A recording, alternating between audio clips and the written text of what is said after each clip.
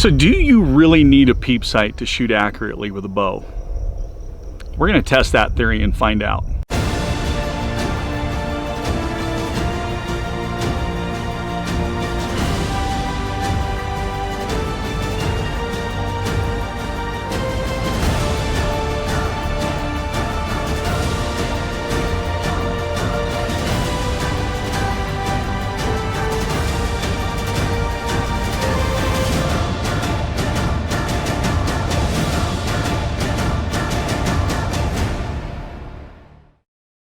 Hey everybody, Michael Batiste from the Elk Calling Academy, where we help you shorten that learning curve so that you find success faster and more consistently out in the elk woods.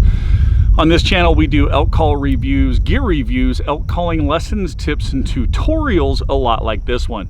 So if you're new to the channel or you're enjoying the content, make sure that you subscribe and click that bell for notifications.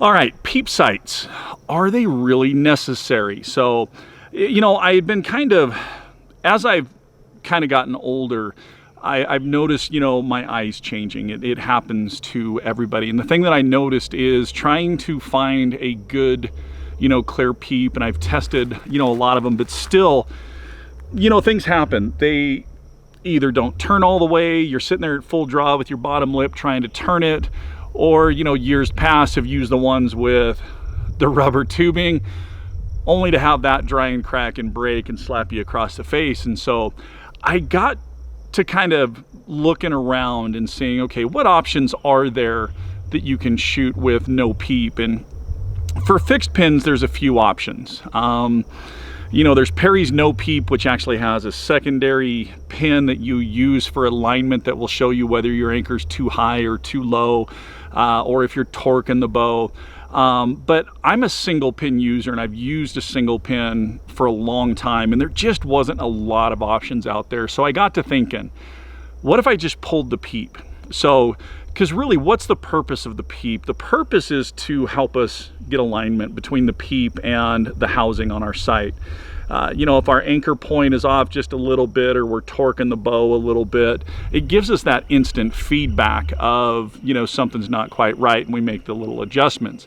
And as a new shooter, yeah, a peep sight is definitely a must, or something like the Perry's no peep. But what if you've been shooting for a while and you have that consistent anchor, and you're starting to find that your sight picture and everything's kind of starting to blur out. Your pins are starting to blur. What options do you have? Well, you can get glasses, or you can hunt with a verifier or clarifier. Only problem with the verifier and clarifiers, in a lot of states, they're illegal. You can't have any magnification.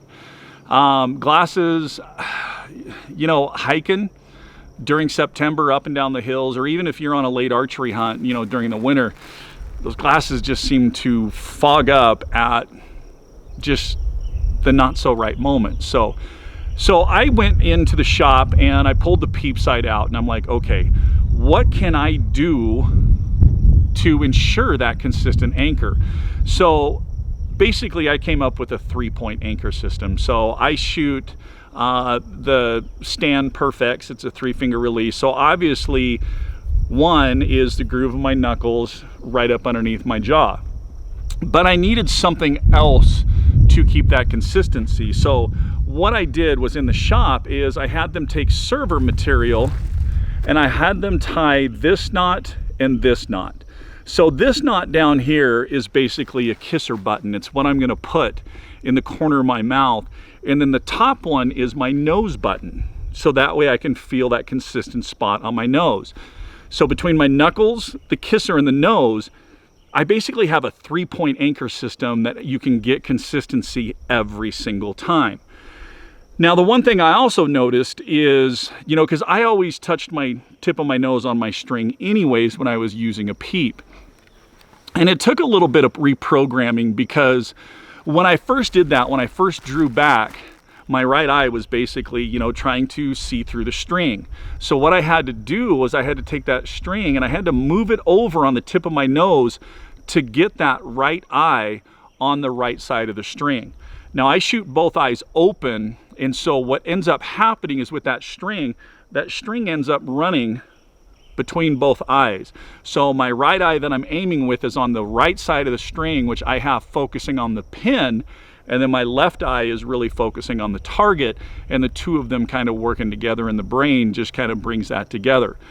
It did take a little bit of getting used to, but the one thing I noticed is as soon as I did this and I drew back and got that eye on the right side, man, my sight picture just opened up dramatically. I could see so much more, and that's one of the reasons why I went to a single pin, is because I didn't want to have all of this blocking out my target. You know, I train a lot on little, you know, half-inch size dots, you know, aim small, miss small, and so having a good sight picture was really important to me. And so as soon as I took that peep out, man, the sight picture just opened up and became crystal clear. And what's funny is my pin actually became crystal clear again. It wasn't fuzzing out or hazing out. The other thing I noticed too is getting on target is a lot faster, because not having to really restrict yourself and fine tune.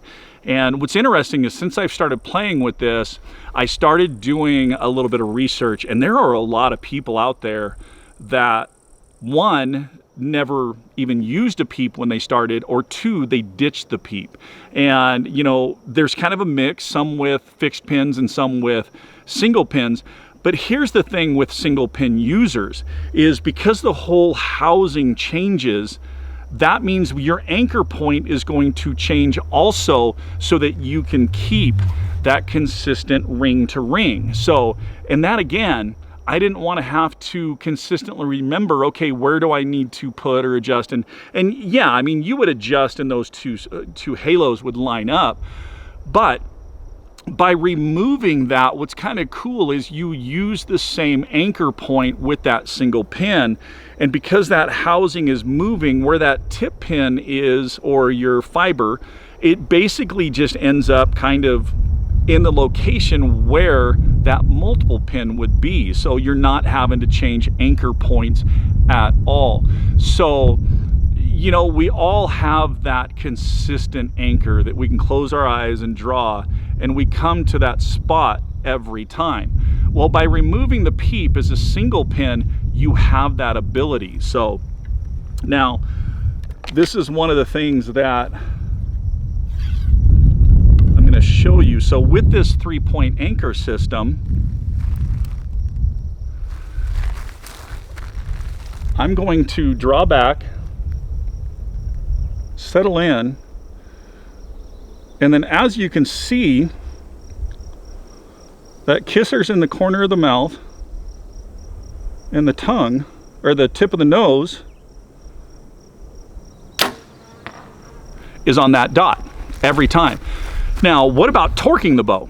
Well, because I shoot a single pin that's vertical, I basically, since my right eye is on the side, I have the side of the string and I have that pin post. I can tell based on this post if I'm torquing, because I'll see more of the sides or this or that. So it still gives me instant feedback on if I'm torquing or not. So, all right, one more. But like I said, just the sight picture and everything for me. Now, this may not be for everybody, but if you're having a hard time getting on target,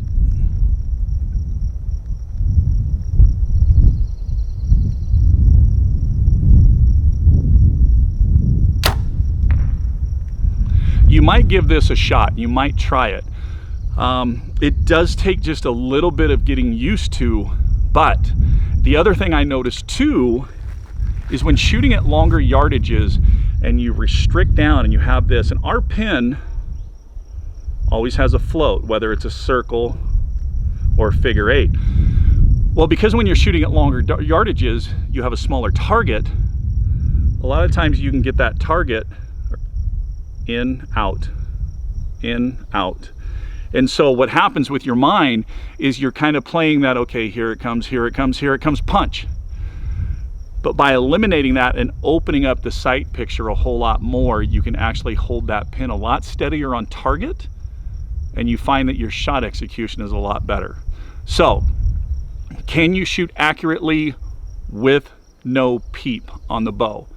For me, what I found is 50-yard groups about this big. I definitely think you can. The other advantage too is low light situations, early morning or nighttime or evening time. I'm not having to fight with that restricted, which means I have a lot more light coming in. I can see a lot better. Low light situations are going into heavy dark timber in the morning. It's not going to be a problem. So there you go. That's how I was able to remove the peep sight and have that consistent anchor every time and shoot accurately. If you're looking for something to kind of improve your sight picture or kind of eliminate target panic, pull that peep sight out and give it a shot. Thanks for tuning in. Thanks for watching. As always, keep calling, keep practicing. Most importantly though, have fun, and we'll see you on the next video brought to you by Elk Calling Academy.